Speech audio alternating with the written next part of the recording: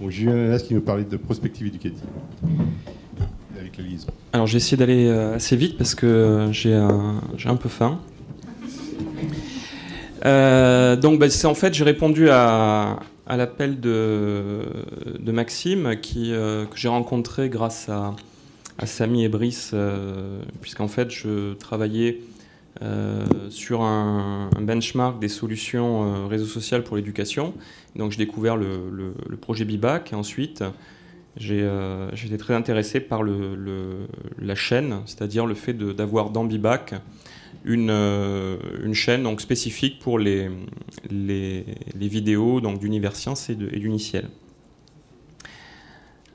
Alors, je vais donc essayer de... En fait, je ne suis pas du tout spécialiste de la relation lycée-université. Donc, ce que j'ai essayé de faire, c'est à partir... Donc, je vais vous dire d'où je parle, hein, c'est-à-dire je vais vous présenter un peu mes actions. Et à partir de ces actions-là, j'ai essayé de mettre en place des pistes pour réfléchir à la place de l'innovation numérique, justement, dans la relation secondaire supérieure. Alors, cette relation, elle est problématique, comme on a pu s'en rendre compte, notamment avec la table ronde précédente. Alors, juste pour présenter le travail de la mission, donc c'est une mission de prospective, donc c'est vraiment de la prospective stratégique classique, hein, c'est-à-dire qu'on a des préactions, donc on fait de la veille, on fait des états de l'art, on fait de la remontée, de la collecte de pratiques, on essaie de qualifier, notamment en bonne pratique, et on fait l'indexation, de la classification et de l'évaluation de ressources pédagogiques. Et ensuite, on a des proactions, donc c'est-à-dire du développement de maquettes, du prototypage, des états de l'art, mais là qui sont livrés à des partenaires, etc. Donc on a 4 axes actuellement. On a 2 axes qui sont matures et 2 axes à défricher. Donc les axes matures, ce sont la question du jeu sérieux dans l'éducation. Donc on a ici le site support d'Académie Créteil où vous aurez tout le programme. Voilà, donc vous avez plusieurs entrées, donc je ne vais pas m'éterniser sur la présentation. Et ensuite, on a effectivement une présence très humble sur les réseaux sociaux puisque c'est un fil Twitter qui va...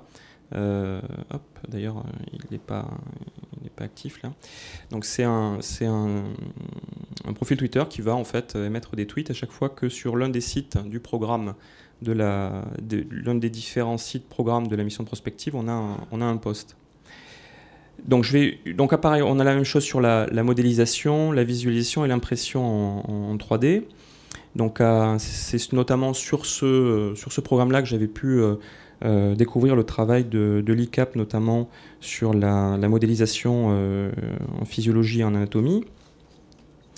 On travaille également sur des questions de mobilité, ubiquité, éducation. Alors on travaille sur les terminaux mobiles de type tablette, mais on essaie de se dédier, comme on est un peu on a l'ambition d'être en prospective.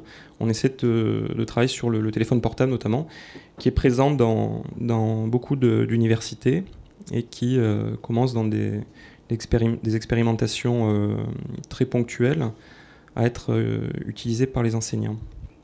Et ensuite, on travaille également sur les réseaux sociaux pour les élèves et les enseignants. Donc ça, on a fait par exemple on a listé, on a essayé de commenter une trentaine de ressources avec 80-90% de ces solutions qui sont présentes dans le monde anglo-saxon. Alors je vais juste vous présenter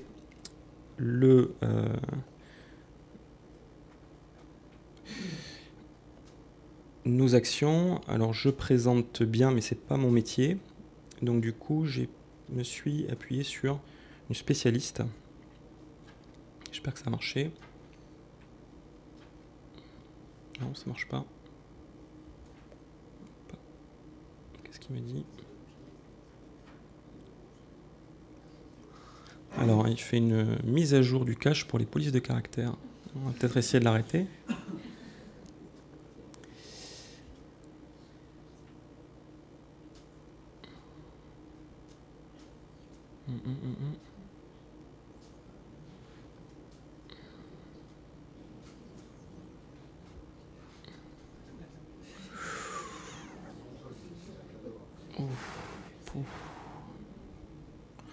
Help.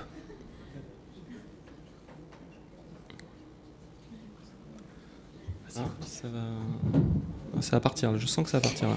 Voilà. Et c'est sur ces images estivales que l'on revient en France avec la fin des vacances de Pâques pour toutes les autres. C'est fini et donc une rentrée scolaire demain pour le dernier trimestre 2011.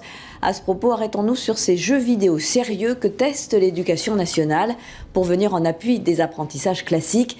Dans ce domaine, l'Académie de Créteil est en pointe, comme l'ont constaté Axel Monnier et Jean-Philippe Eckett. Une légion d'enfants partis pour apprendre la Rome antique, comme s'ils y étaient. Il est où le cirque? Cette classe de CE2 CM1 expérimente les jeux vidéo sérieux. Où est-ce que vous les avez mis les termes? À quoi il servait l'amphithéâtre? C'est-à-dire utilisés en classe pour l'apprentissage. Le but ici, construire une cité romaine avec ses bâtiments, ses habitants. Au lieu d'apprendre avec des cahiers, de faire des exercices, là tu joues donc... Et ça fatigue moins. Par contre, ça fatigue plus les yeux. La cité romaine, c'est l'histoire, mais c'est pas uniquement l'histoire, c'est de la lecture, c'est aussi de la production d'écrits. Donc ils vont après décrire leur cité romaine, donc ça permet de travailler plein de champs disciplinaires. Université Paris 6. Dans ce laboratoire, l'équipe travaille sur de nouveaux jeux pédagogiques, entre création et enseignement. Car pour être validés, les jeux doivent suivre les programmes officiels. Ce personnage sera le héros d'un jeu de chimie pour collégiens, un projet à 300 000 €.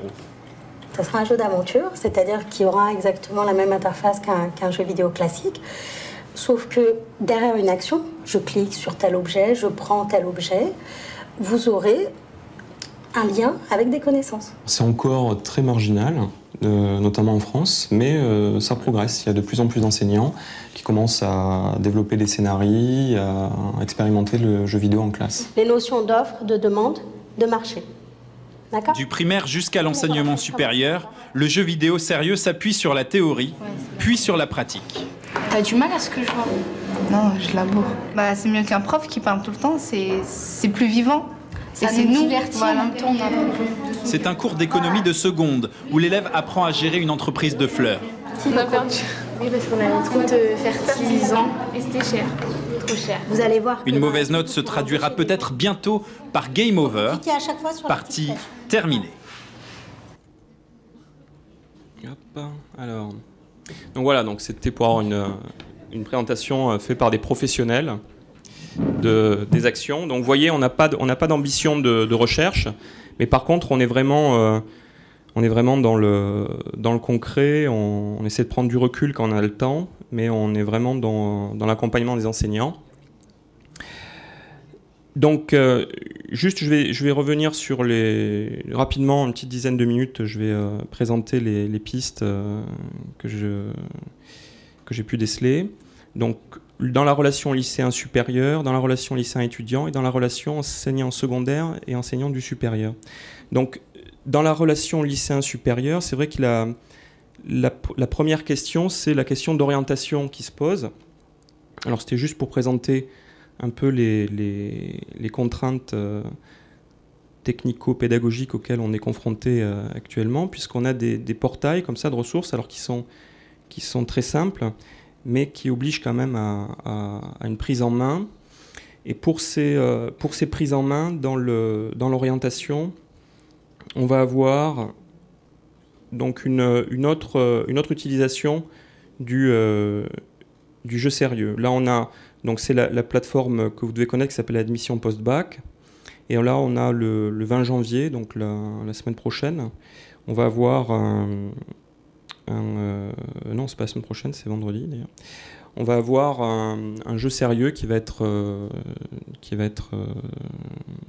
publié donc pour permettre aux lycéens de découvrir la procédure d'admission post-bac à travers en fait, ils font du tutorat ou du mentorat, c'est-à-dire qu'ils vont coacher un avatar, un lycéen virtuel qui a un projet d'orientation.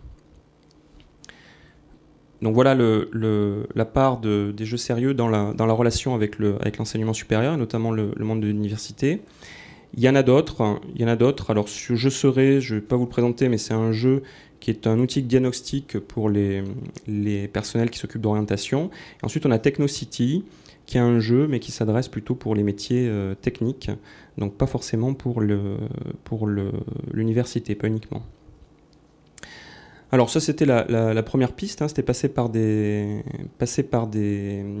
mises en situation dans une modélisation virtuelle de l'université pour faire comprendre son organisation, ses personnels, ses fonctions. Et après, donc, en passant je vais juste associer l'orientation à la course d'orientation. C'est vrai que dans le lien, lorsque les lycéens découvrent l'établissement, les lycéens découvrent l'établissement, donc l'université, à travers souvent des portes ouvertes, à travers des événements, donc de la communication événementielle, la fête de la science, etc. Et c'est vrai qu'on a des moyens de rendre ça peut-être plus attractif, plus ludique pour les lycéens, pour accroître l'audience de ces événements qui sont vraiment fondamentaux pour le développement de l'appétence des lycéens pour les filières scientifiques, mais aussi pour la découverte de l'université. Donc je m'appuyais juste ici sur un petit logiciel qui s'appelle Scavenger, donc SCVNGR, qui est un logiciel de réalité augmentée. En fait, c'est un peu comme Foursquare, c'est-à-dire qu'on va checker à des endroits, sauf qu'ici, l'université a la possibilité de faire son propre parcours. C'est-à-dire que l'université va pouvoir, en fait, à travers une chasse au trésor, faire découvrir ses départements, la constitution de ses départements, ses personnels, les fonctions de ses personnels, etc. Donc voilà un peu pour ma première partie qui est un peu, oui, effectivement, factice, mais c'était donc travailler sur les questions d'orientation et de courses d'orientation. Alors la liaison lycéen-étudiant, la liaison lycéen-étudiant, elle est faite souvent de manière informelle sur les réseaux sociaux, et c'est vrai que c'est pas forcément très efficace. On aurait la possibilité d'accentuer cet aspect-là à travers des réseaux sociaux communautaires, donc comme Bibac, c'est-à-dire permettre, ou d'autres, hein, de permettre à des étudiants de parrainer de manière virtuelle, donc avec une moindre efficacité, mais aussi une exigence en investissement de temps qui est moindre également.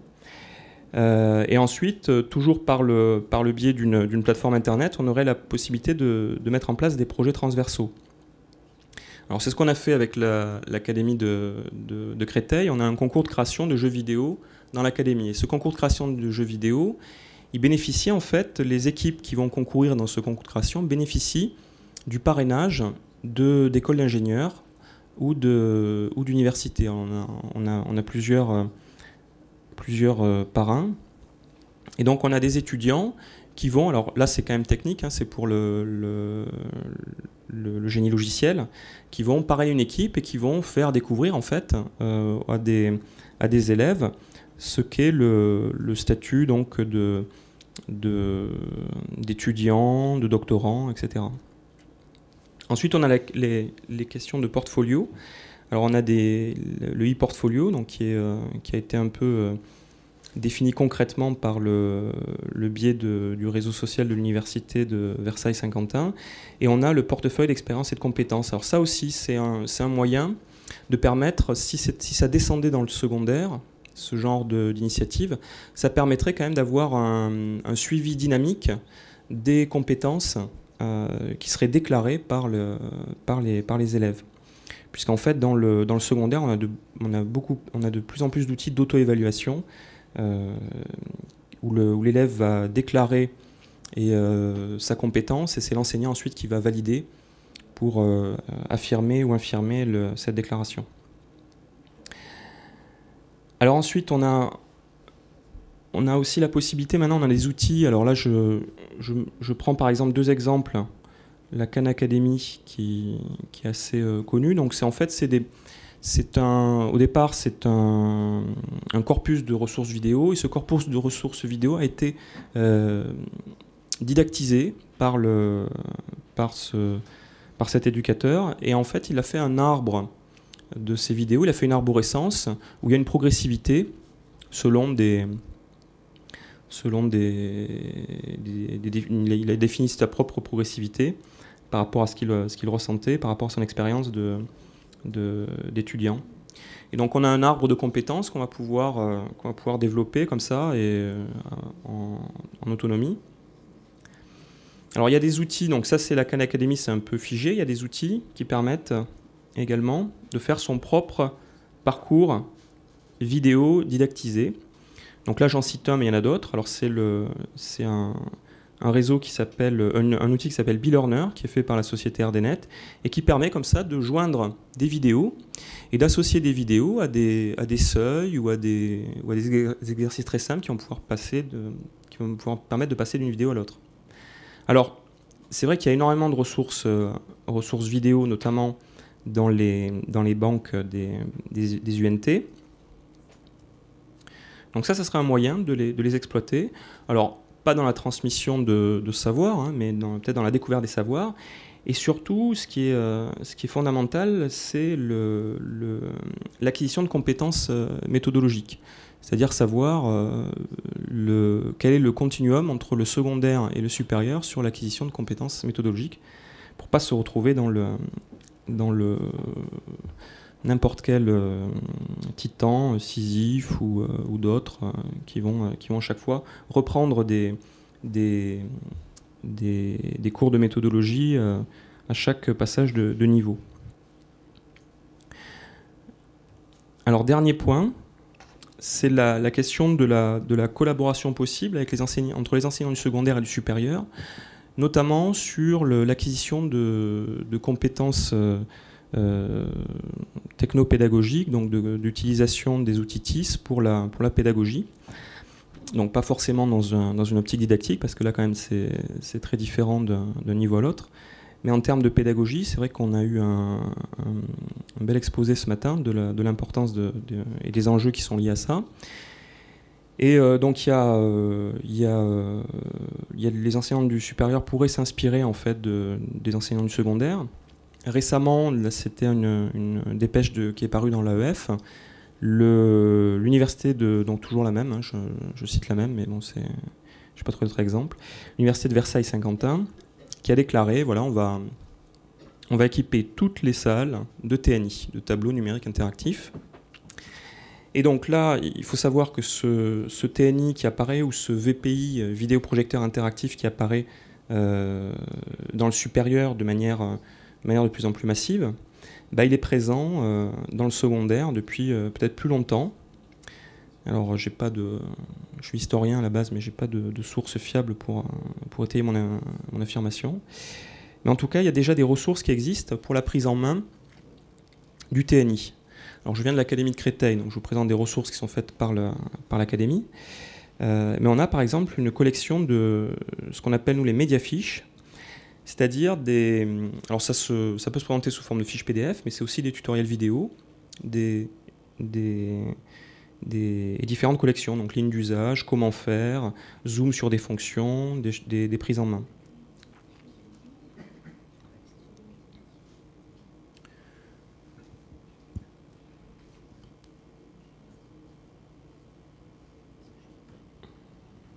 Donc voilà, donc là, j'ai pas les...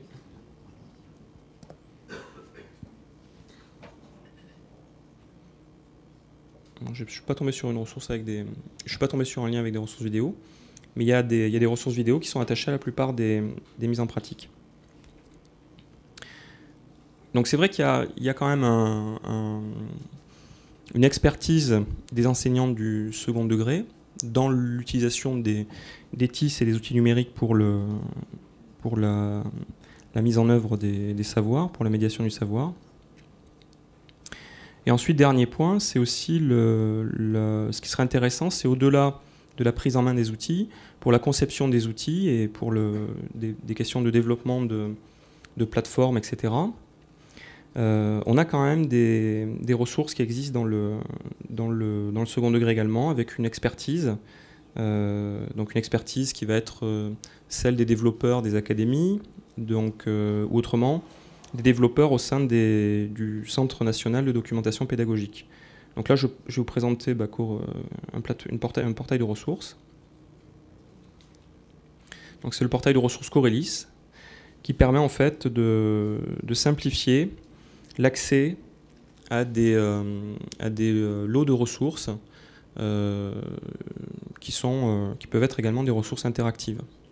Donc on a à la base ce qu'on appelle un SSO, un Single Sign-On, c'est-à-dire qu'on va s'identifier sur la plateforme et ensuite on n'aura pas besoin de s'identifier sur les plateformes partenaires qui mettent à disposition les ressources. Donc on a ce genre de choses et ensuite, et là je reciterai à nouveau l'ICAP, puisqu'en fait c'est vrai que les enseignants du second degré sont très présents sur les réseaux sociaux.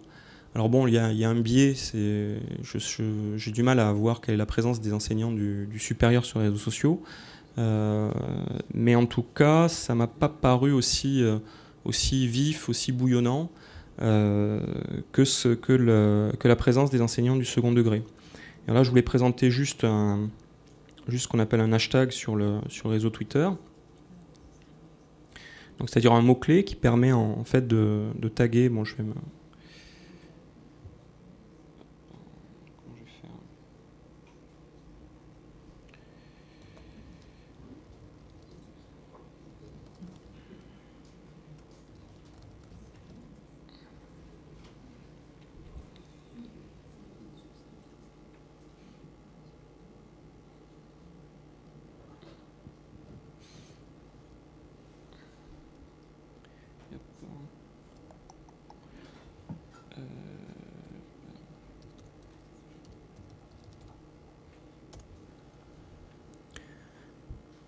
Donc là, on a ce hashtag dans TweetClass qui va recenser en fait toutes les pratiques que les enseignants ont du réseau social Twitter dans leur classe, quel que soit le niveau. Et on a également accompagné de ce hashtag une carte sur Google Maps qui permet de recenser dans l'Hexagone, mais aussi dans toute la sphère francophone, les enseignants qui utilisent Twitter dans leur classe. Donc là aussi, on a des communautés de pratiques qui sont formelles, informelles, plus ou moins construites, qui existent dans le second degré, qui ont développé une expertise et qui pourraient permettre donc d'initier le changement la conduite du changement dans le supérieur. Alors je voulais citer l'ICAP également parce que dans ces réseaux, notamment dans le réseau dans lequel je suis, on a, grâce à la présence de l'ICAP sur des salons comme Ludovia, etc., on a eu la chance de pouvoir échanger avec des personnels intéressés et travaillant dans les TIS qui s'occupaient donc du supérieur. Voilà, donc je vais vous laisser, quand même 5 minutes de questions. Je vous remercie.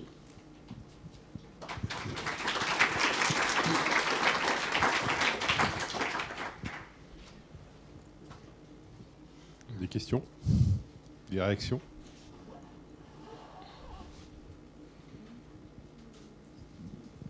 Merci pour cette vision qui est très intéressante. Il y a une chose qui me surprend, c'est que vous ne parliez pas du tout de l'ENT, l'environnement numérique de travail. Il me semble qu'il est en train de se déployer dans l'enseignement secondaire. Et on l'a dans l'enseignement supérieur maintenant. On a donc une plateforme qui est intéressante en termes de services. Pourquoi est-ce que vous n'en parlez pas ? J'aurais pu en parler, oui, j'aurais pu le nommer. C'est vrai qu'il y a des usages qui sont sur certaines plateformes maintenant assez matures, bien développés. On a, il y a des usages qui sont imposés et qui se développent plus ou moins bien, comme le cahier texte en ligne. Mais après, on a des plateformes qui proposent des fermes, ce qu'on appelle les fermes de blog ou des espaces de stockage, et ça marche plutôt bien. Les enseignants qui sont motivés tirent bénéfice de cet environnement numérique de travail. Mais c'est vrai que là, c'est un peu aussi un parti pris, c'est-à-dire que je travaillais sur des questions d'innovation et de prospective, et c'est vrai que l'ENT, c'est maintenant un produit qui est assez mature dans le second degré. Donc là, les fronts pouillonniers, c'est plutôt le premier degré. Et après, c'est vrai qu'il y a peu de visibilité quand même sur le supérieur, parce que on est confronté effectivement à des questions autour de l'autonomie des établissements, mais dans le supérieur, effectivement, on ne sait pas quels sont je ne saurais même pas quelle est la nature du marché, quels sont les opérateurs de ce marché-là. Sur l'ENT, oui. Ouais. C'est clair. Bon. Corélis, c'est une réalisation de la région PACA, je crois, qui a Oui. choisi de faire du libre. Qu'est-ce que vous pensez plus généralement de ce que font les régions et de l'apport des collectivités territoriales dans ce domaine? Bah c'est pareil, c'est l'autonomie qui prévaut. Donc Corélis, c'est une solution qui est intéressante, hein. C'est-à-dire qu'on a effectivement une plateforme qui a été développée sur des briques libres. Il y a eu, donc ça c'est une décision politique, hein, qui engage que la région PACA et ceux qui utiliseront cette plateforme-là. Ensuite, on est allé plus loin, c'est-à-dire que la région a acheté des ressources pédagogiques qu'elle a mis en ligne. Donc elle a quand même mis une sorte de terreau de ressources pédagogiques pour essayer de développer les usages. Et là encore, elle allait loin parce que du coup, elle a fait des choix pédagogiques sur ces ressources-là. Alors tout ça s'est fait en relation très étroite avec le CRDP et avec l'académie. Mais là, on a vraiment une politique volontariste d'une collectivité. Et donc, moi, je trouve ça intéressant. Après, à savoir si ça correspond. Ça correspondait bien à des territoires. Ensuite, Corélis a été... donc ça, c'était pour la région PACA. Ensuite, il y a eu Coré Prime pour une commune. Et ensuite, il y a eu cours d'école pour les Bouches-du-Rhône. Donc ensuite, la plateforme a été implémentée à différents niveaux, différentes échelles des collectivités territoriales.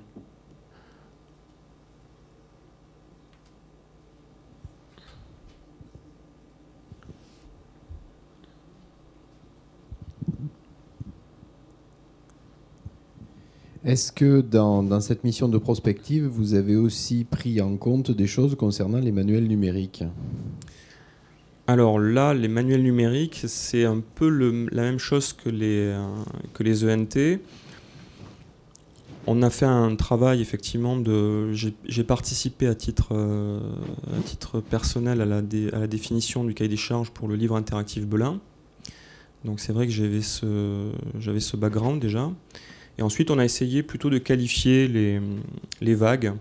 C'est-à-dire qu'on a fait un travail d'analyse. Donc on a travaillé sur les 3 vagues existantes de manuels numériques. Et puis peut-être la 4e qui va arriver un peu plus déstructurée et peut-être plus sociale. Mais à part ce travail-là d'analyse, à part ce travail pas de test, mais effectivement d'analyse technique des solutions, la mission de prospective, c'est pas saisie du manuel numérique. Parce que le manuel numérique, c'est pas la prospective, c'est ce que le ministère de l'Éducation nationale va qualifier d'expérimentation. Et on a alors c'est sur le site de EduScol, mais il y a au moins 70 collèges expérimentateurs qui sont inscrits intégrés dans des projets de recherche-action. Donc ils sont suivis par des partenaires recherche. Voilà. Nous, on a travaillé avec le STEF de l'ENS Cachan sur une petite étude sur les manuels numériques il y a 1 an et demi maintenant. Mais sinon, on ne s'est pas saisi de cet objet-là. Comme le NT, c'est un peu des choses qu'on n'a pas pu, parce que c'est vraiment des mondes à part entière. Et on a quand même peu de ressources, parce qu'on est deux postes et demi, donc on n'a pas pu prendre ces manuels. Très rapidement alors. J'étais au BET la semaine dernière. Est-ce que vous connaissez Pearson et qu'est-ce que vous pensez de la politique? Il y avait eu un article de la Caisse des dépôts l'année dernière à ce sujet, de la politique de ces grands éditeurs multinationaux de ressources anglophones pour le moment. Bah ça pose des problèmes, mais ça c'est des problèmes qui sont liés plutôt à la stratégie industrielle nationale. Donc, ça, c'est des choses qui sont des problèmes macroscopiques. C'est-à-dire qu'effectivement, on a des éditeurs qui ont des solutions, des éditeurs étrangers, alors que ce soit dans les manuels numériques ou dans d'autres secteurs de l'ingénierie éducative et du génie logiciel appliqué à l'éducation, qui ont effectivement des ressources qui fonctionnent, qui ont été amorties au niveau économique dans le pays où elles ont été développées, donc en Amérique du Nord. Et je pensais à d'autres opérateurs, hein, pas forcément Amérique du Nord ou Grande-Bretagne, et qui arrivent maintenant sur le vieux continent, on va dire. Et donc effectivement se pose la question de savoir comment on va gérer l'arrivée de ces mastodontes. Voilà. Et de savoir quelle est la politique mise en place. Est-ce que c'est faire émerger des champions nationaux également?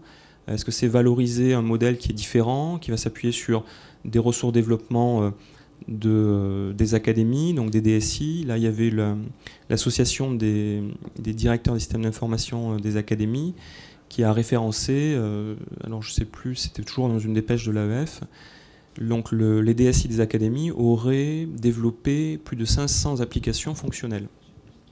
Donc qu'est-ce qu'on fait de cette ressource-là? Est-ce qu'on développe un modèle alternatif français, ou est-ce qu'on essaie de s'aligner par rapport à ces mastodontes? Voilà.